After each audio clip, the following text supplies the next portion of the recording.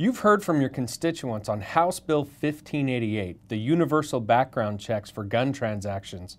Where is this bill in the process? What happened to it? Well, first of all, I can say everyone just wrote a ton of comments on this bill. We had, I would say, 99.9% of my comments were against the bill. Basically, the bill is dead for right now. But as you know, until we leave this place, I believe we need to stay very vigilant. In the end, folks back home are probably going to have the final say because this bill may come forward in an initiative form. So folks really need to pay attention. But if we can back up for just a minute, what this bill does, if you remember, requires everybody to get a background check. It's a universal background check. If you even sold a gun to a family member, you would have to go through this check. It's totally unenforceable. It is very expensive. You would actually have to go through a private dealer to even be able to transact the purchase. It could be a purchase or even if you were giving a gun to a family member. I want to just reflect for a minute. The Sandy Hook tragedy was just that, just a huge tragedy of epic proportions. But the problem is there were a lot of laws on the books that were broken that day. And, you know, continuing to regulate law-abiding citizens is not going to make our schools and our communities safer. You know, at the end of the day, the Democrats spent a lot of capital. I mean, they burned a day and a half during legislative session on the floor trying to get agreement, and they were close. They were close, but in the end, they couldn't do it. So again, I just really want folks to stay vigilant. This could come in the form of an initiative, which will make it a lot more difficult to fight, so stay tuned. Give us an update on the wolf issue. What's happening with some of the Senate bills that made it over to the House?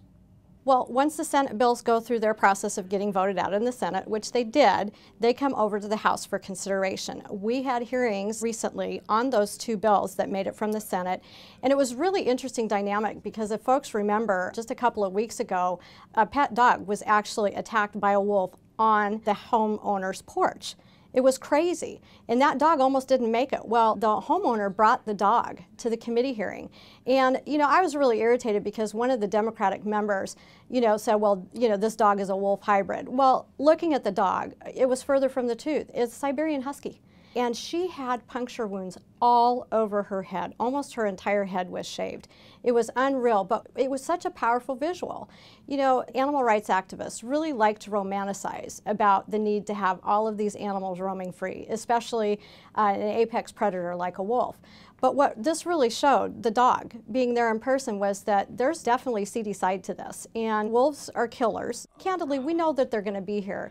It's just the important thing about the bills that we heard would give homeowners and property owners tools to protect both themselves and their livestock or their pets. And that's really what we're trying to do here. We know, again, they're going to be here. We've got to live with them in some fashion, help us have the tools. It's going to be difficult to get these bills through the House. We had difficulty with my bill, an exact companion to this bill. And so I'm hoping that maybe that visual of having that dog in that hearing room just kind of woke up some of the folks who might be sitting on the fence about whether or not they would actually vote in favor of the proposal. So stay tuned. We're going to work it really hard.